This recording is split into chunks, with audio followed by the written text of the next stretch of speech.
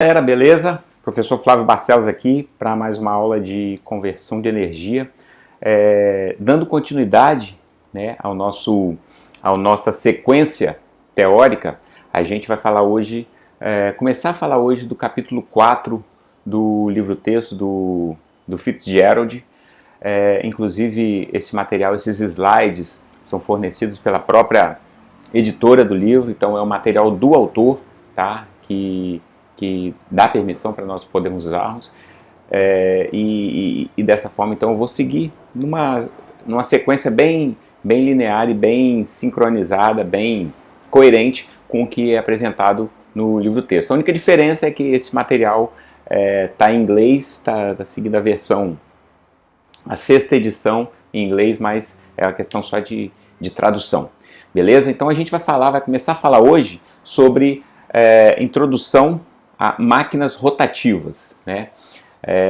O nome do capítulo 4 é esse daí, e a gente vai começar a pincelar e começar a trazer uma mescla de recapitulação de alguns conceitos que a gente já viu em eletromagnetismo, no capítulo 1 de conversão também, no curso de circuitos elétricos, nos cursos de física. Então a gente vai resgatar alguns conceitos e já começar a introduzir novos conceitos também de uma forma introdutória e como preparação para a disciplina do próximo semestre, para a disciplina de máquinas elétricas. Legal? Então te convido para acompanhar aqui comigo no meu computador. Então vamos iniciar aqui, né, no início, como eu falei. Esse é um material aí da McGraw-Hill, fornecido pela própria editora, tá? E a gente começa, tá? Deixa eu desligar aqui para não ter esses sons. É importante também. Beleza. Então a gente começa com uma figura aí de uma máquina elementar, né? É uma máquina teórica, elementar, onde tem então os conceitos que a gente vai começar a nos familiarizar estão todos relacionados aqui. Então o que a gente tem aqui? Ó? Uma visão esquemática de uma simplificada, né, de uma máquina elementar, como eu falei, um gerador monofásico, single phase, gerador síncrono. A gente vai entender bem qual o sentido dessa palavra síncrono aqui,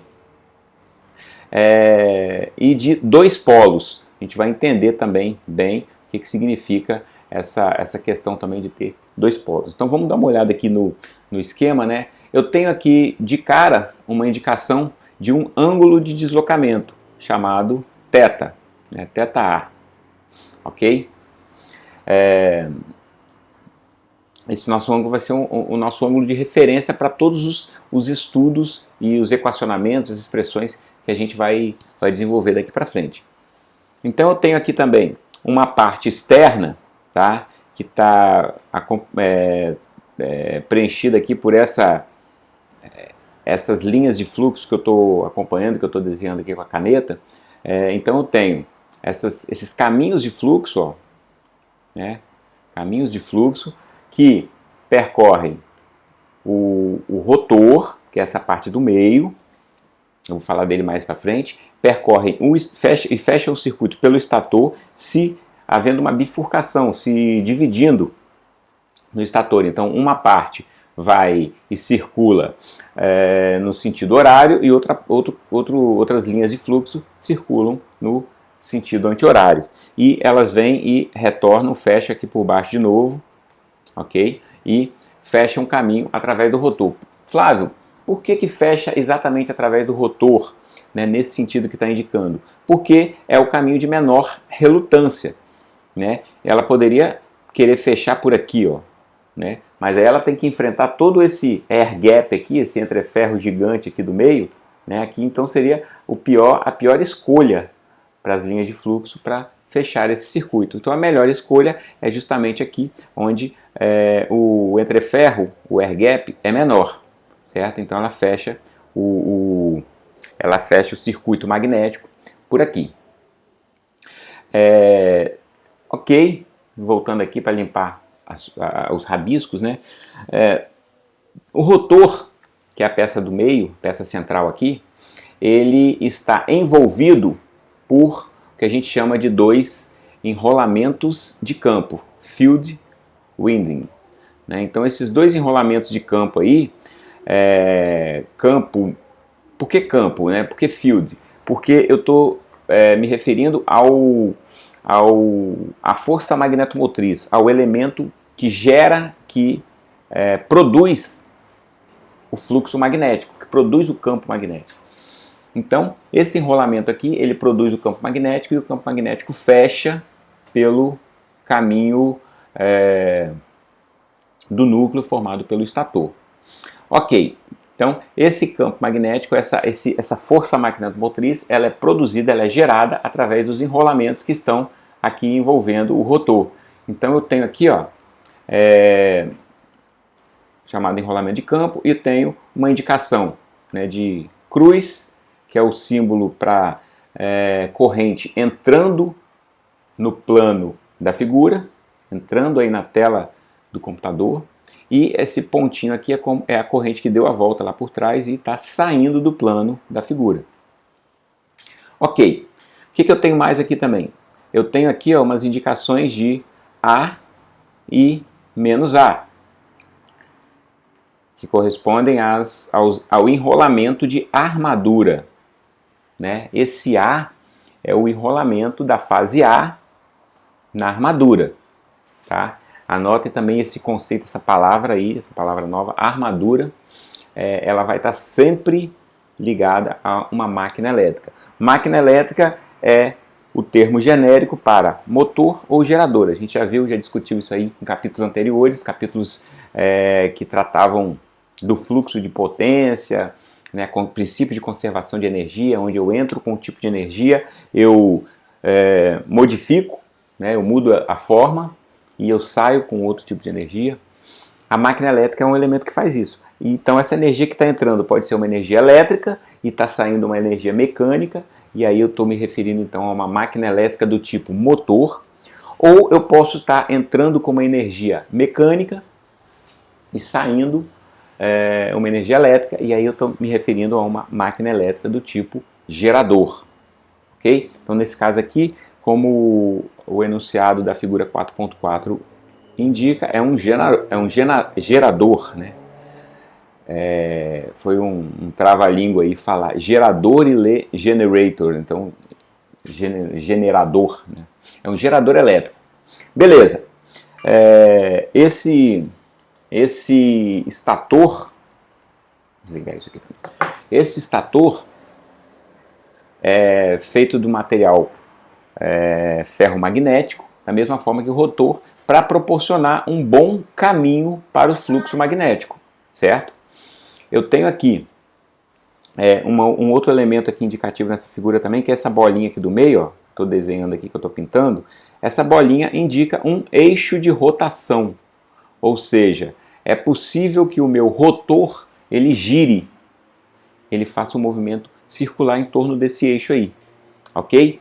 E o estator, ele pode girar? Bom, a princípio ele poderia girar, mas nessa consideração aqui teórica nossa, a gente vai considerar que ele está parado, como coerência ao nome, né, a nomenclatura dele, estator, ele está estático. Então, a parte estática é o estator e a parte que roda, que gira, é o rotor.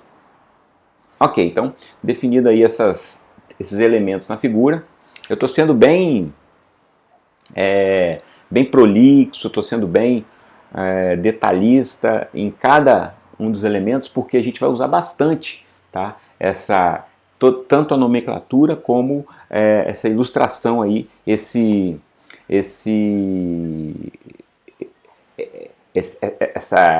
essa máquina elementar, né? Essa simple machine. Beleza. O que é apresentado nesse outro slide aqui, ó? A distribuição espacial da densidade de fluxo. Quem que é a densidade de fluxo? É o B, né? Distribuição espacial, ou seja, tá vendo que esse eixo horizontal aqui é o eixo θA? Então, eu estou me referindo à distribuição espacial em cada posição que o meu rotor vai ocupar aqui ao longo dessa rotação do ângulo θ. Então o ângulo θ foi definido aqui na figura como sendo um ângulo que tem valores positivos para um deslocamento anti-horário, no sentido anti-horário, isso é uma convenção, foi convencionado assim. Então a gente olhando para a figura lá, a gente vê que se o ângulo θ for igual a zero, eu tenho um determinado valor aqui de densidade de fluxo. E aí ele vai se deslocando. Então quando ele tiver um valor aqui pouco menor do que π, a densidade de fluxo nele vale zero. Quando ele tiver um valor aqui um pouco também anterior a 2π, valor de fluxo, densidade de fluxo de novo vale zero. E assim por diante. Ele tem um comportamento, ele é uma função do tipo senoidal. Essa função da densidade de fluxo, ela vai corresponder a uma forma de onda de uma tensão gerada, uma tensão induzida. Lembra que a tensão, né, é a derivada da variação do fluxo, é a variação do fluxo ao longo do tempo, ou seja, é o dφ ou densidade, no caso aí, dφ dt, né? Isso é a tensão, é a lei de Faraday, ela fala isso daí. Então, a derivada de uma forma de onda senoidal, olha só, ela é simplesmente a mesma forma de onda, com o mesmo valor de, né, com mesma forma de onda, com mesma frequência, ou seja, mesmo período, porém ela é deslocada, ela tem um pequeno deslocamento aí. Outra informação interessante aqui é o seguinte, eu tenho uma variação de fluxo aqui para cada posição, isso vai corresponder a uma tensão ao longo do tempo. Então, essa tensão induzida aqui, ela vai depender também da velocidade que eu giro, que eu desloco isso daqui. Beleza, então a conclusão mais importante é que elas têm o mesmo formato aí. Elas são funções correlacionadas. Agora, aparece no slide um esquema semelhante, só que ele continua sendo um gerador síncrono, né, síncrono generator, single phase, monofásico. Só que agora ele é uma máquina elementar ainda, bem simplificada, mas é uma máquina já de 4 polos. E o que mudou de uma máquina de 2 polos para uma máquina de 4 polos? O que mudou foi o rotor, né? Então eu coloquei aqui, numa máquina de 2 polos, eu tinha, quando eu enrolo, né, essas espiras aqui em torno dessa peça, eu produzo de um lado um polo norte e do outro lado um polo sul. Quando eu coloco, aqui é como se eu tivesse colocado 2 peças daquela. Então eu tenho um polo norte e sul, ou seja, eu tenho 2 polos e outro polo norte e sul aqui, mais 2 polos, certo?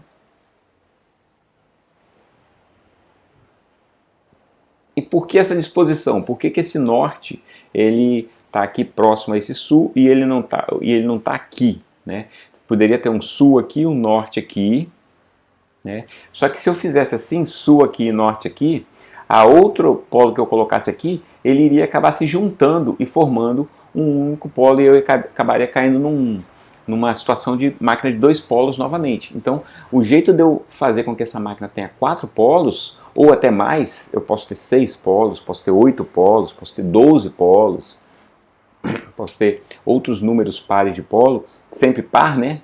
Não existe monopolo, vocês lembram lá das primeiras aulas? Não consigo isolar um único polo magnético, então os polos magnéticos eles sempre são dipolos, sempre tem os dois, então sempre aos pares. E aí, para que eu tenha então esse número, que eu aumente o número de polos, eu tenho que sempre ir alternando, um sul com o norte, depois o sul de novo, depois o norte de novo, o sul, senão eles acabam se... o efeito de um e do outro acaba se somando, eles, ao invés de ter dois vizinhos, eu teria o efeito de ter um polo único só. Beleza. Então, o que mudou aí foi isso. Observa que agora, como eu tenho 4 polos, eu tenho os enrolamentos do estator também distribuídos aí em 2 espiras. Ó, eu tenho agora a espira A1 de um lado e menos A1 do outro lado. Isso corresponde ainda à minha fase A, só que ela está espacialmente montada, separada dessa outra A2 aqui com menos A2. Então essas duas aqui trabalham com o outro polo. Então uma trabalha com um dos polos, a outra trabalha com o outro polo. E aí eu tenho a distribuição da densidade de fluxo, né, do B, né, ao longo da circunferência aí dessa máquina, né, ao longo do entreferro, do air gap. O que mudou? Então o que mudou é que agora eu tenho, para fazer uma revolução mecânica, aqui ó, agora o θA, ele se refere a radianos mecânicos, a rotação mecânica. Né? Aqui na figura não está indicada, mas o θA é o movimento mecânico do rotor. E agora surgiu um novo conceito aqui, ó, um novo elemento, é o θAE. Esse Ezinho aqui, ele se refere a radianos elétricos. Então agora eu tenho dois conceitos aí, vamos dizer assim, duas posições, dois deslocamentos angulares. Um é o deslocamento angular mecânico, é o que a máquina roda fisicamente, e outro é o deslocamento angular elétrico, é o que o comportamento da densidade do fluxo, tá, ao longo da circunferência. Então, para uma volta mecânica que essa máquina dê, que esse rotor dê, então se esse rotor, esse sul aqui que está em cima, se ele der uma volta inteira, uma rotação inteira, eu vou ter esse comportamento aqui, ó, elétrico ou magnético, né? Então esse B, densidade de fluxo, ele vai ter dois períodos. Por quê? Porque ele vai ter um período quando ele faz a metade de uma volta até aqui, que ele saiu do sul, passou pelo norte e voltou no sul. Então ele fez um período inteiro elétrico e magnético, né? Eletromagnético. E aí o outro semiciclo ele termina um outro período eletromagnético. Ok.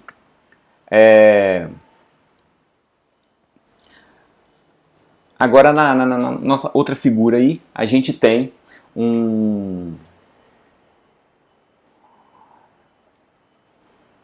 a ilustração, tá, de um rotor. Que mudou aí foi o rotor, ou o estator é o mesmo tipo, mas eu tenho um rotor do tipo cilíndrico.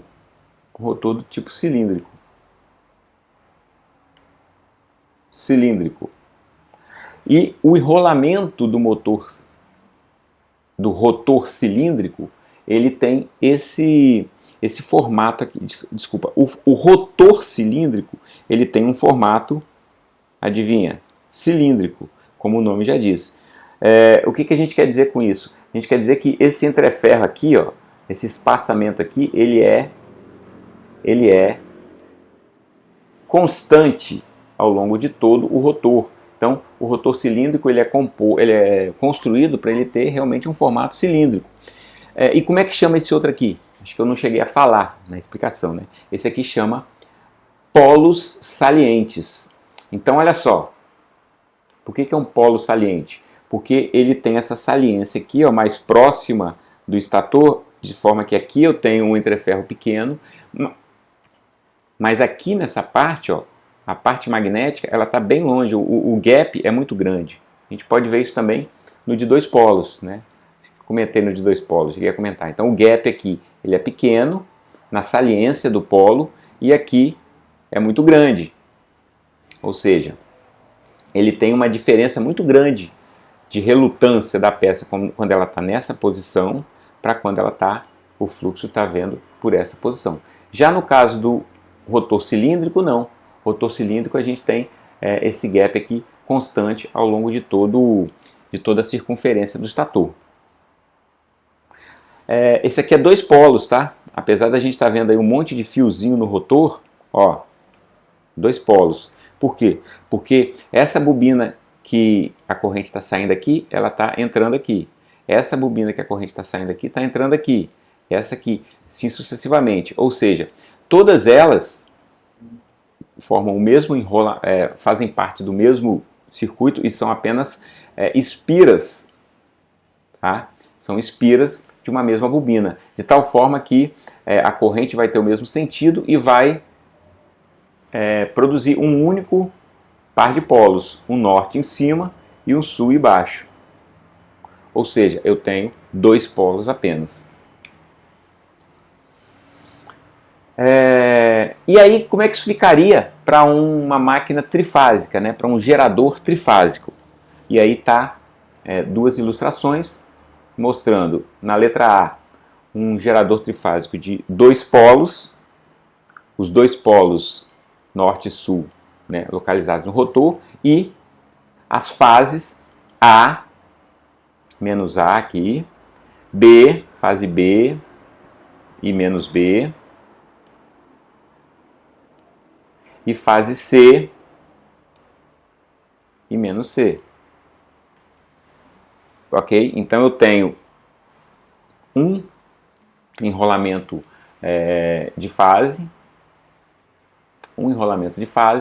para cada par de polo. Ok, aqui ainda é trifásico também, só que aqui ele tem 4 polos. Então eu tenho a fase A, aqui, fase A e menos A. Então essa aqui corresponde à fase A, só que eu tenho uma outra fase oposta, A' e menos A'. Observe que a fase A está aqui e a fase A' está do outro lado da máquina. 180 graus mecânicos. Agora a gente tem que fazer essa diferenciação, tem que fazer essa observação quando está falando em graus mecânicos e graus elétricos. Então, eu tenho aqui do outro lado, aí a mesma coisa eu tenho para a fase, vamos apagar isso aqui, a mesma coisa eu tenho para a fase B, B e menos B aqui. Então observe, eu tenho fase A, B e C, aí menos A, menos B e menos C. Tudo isso acaba ficando em uma calota, né? em uma semi-circunferência aí da máquina.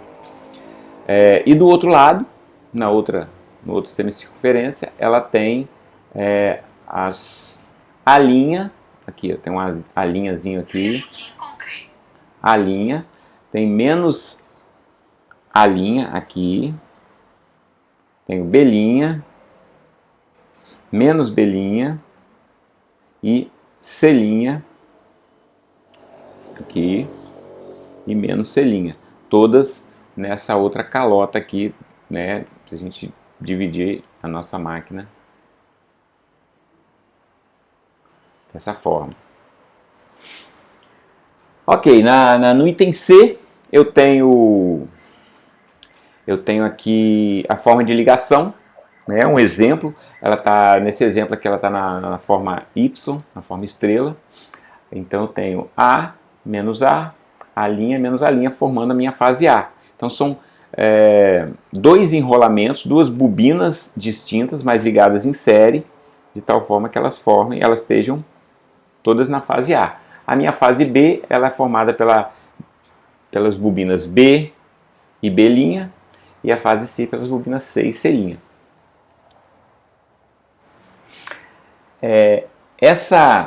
Esse outro slide aqui, ele fala sobre a curva típica de torque, velocidade, para um motor de indução. O que esse gráfico traz de tão importante aqui? Ele traz o formato dele. Esse formato aqui vai ser bem típico, bem comum. Ele fala aqui que a velocidade está dada em percentuais da velocidade síncrona. A gente vai entender isso também mais à frente, o que é a velocidade síncrona. Mais à frente não, vamos falar agora. A velocidade síncrona é a velocidade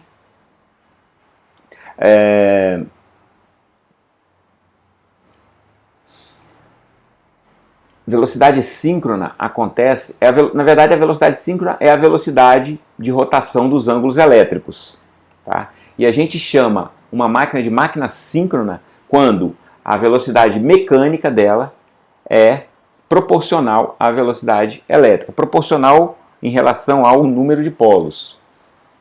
Então a velocidade mecânica vai ser o número de polos, velocidade mecânica vezes o número de polos tem que ser igual à velocidade elétrica, síncrona, velocidade magnética. Bom, então, percentual da velocidade síncrona, eu tenho de 0 a 100%, obviamente, então a minha máquina parada ela começa aqui no 0 e a máxima velocidade que ela alcançaria seria a velocidade síncrona. Porém, observe o que acontece na velocidade síncrona, o torque cai a 0 e é por isso que essa é uma máquina chamada máquina de indução, também conhecida como máquina assíncrona. Ela também é chamada de máquina assíncrona porque ela tem esse comportamento onde ela funciona em valores de torque diferentes da velocidade síncrona. Ela só funciona em velocidades assíncronas. Ela só funciona em velocidades diferentes da síncrona. Na síncrona é a única velocidade que ela não funciona. Então, para uma máquina de indução funcionar, ela tem que estar num ponto de operação em alguma faixa como essa aqui.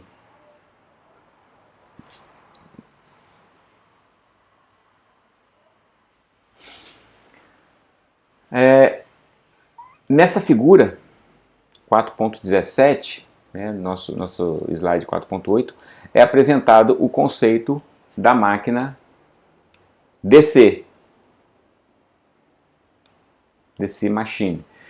Então observa, voltando rapidamente, a gente começou falando de um gerador síncrono, tá? Gerador síncrono. Depois a gente falou, tá?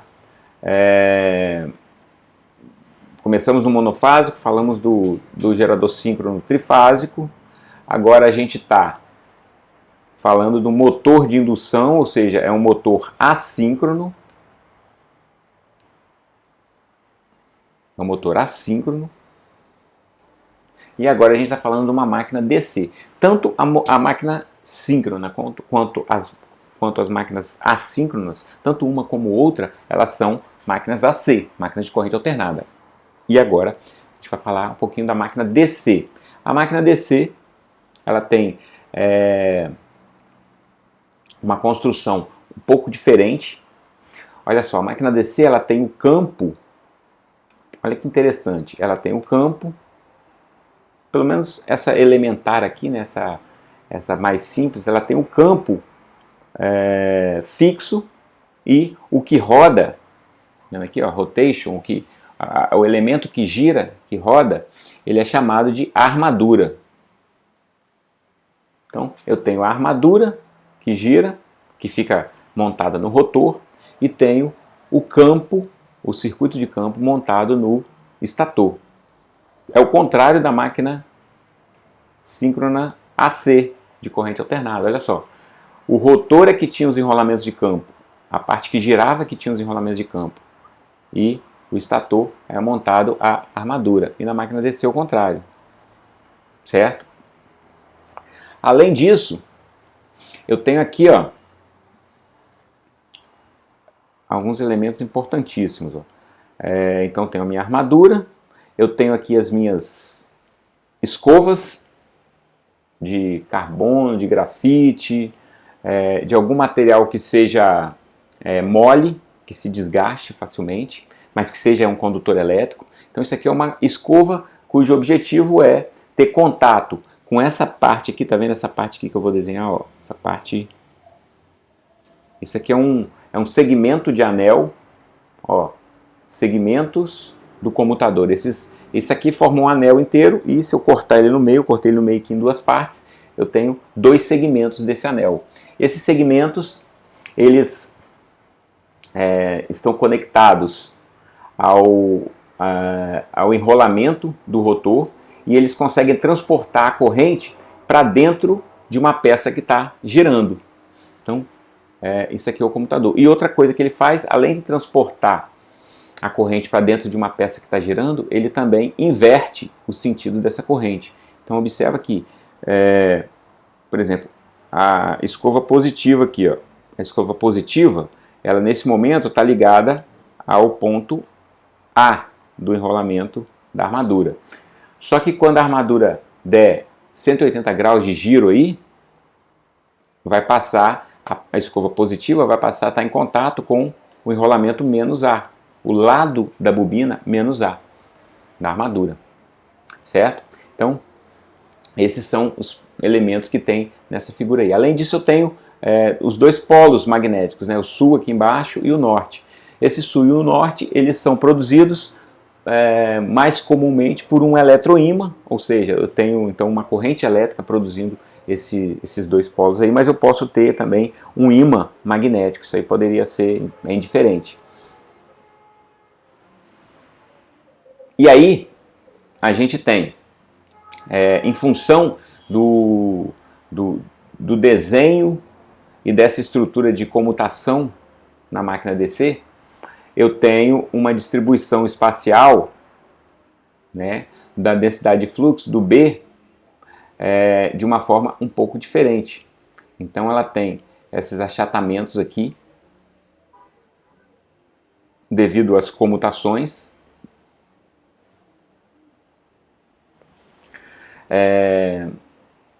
e aí ela acaba produzindo uma tensão também um pouco distorcida como resultado, como saída. Então isso aqui, considerando essa máquina elementar como sendo um gerador, na verdade tanto faz, tanto para o gerador como para o motor, esse gráfico da tensão vai ser idêntico aqui. Deixa eu ver aqui.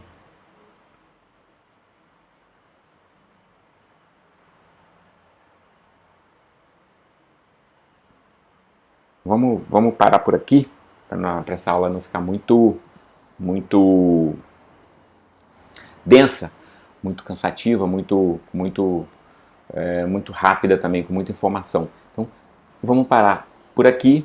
Essa é a primeira aula do nosso capítulo 4. Diferente do capítulo 3, eu vou fazer, ficou muito pesado, muita informação, eu vou fazer vídeos menores e vou soltá-los semanalmente, beleza? Então, vamos parar por aqui. Na semana que vem a gente avança mais um pouco com parte aqui do slide 4.9 e avança mais no capítulo 4. Provavelmente esse capítulo 4 deve durar aí entre 3 ou 4 semanas, 4 vídeos, tá? Então a gente fica por aqui. Essa é a aula dessa semana. Não deixe de fazer os exercícios e as tarefas que estão passadas aí como atividade. Fique atento aos prazos também e a gente se vê na próxima aula. Um abraço, tchau!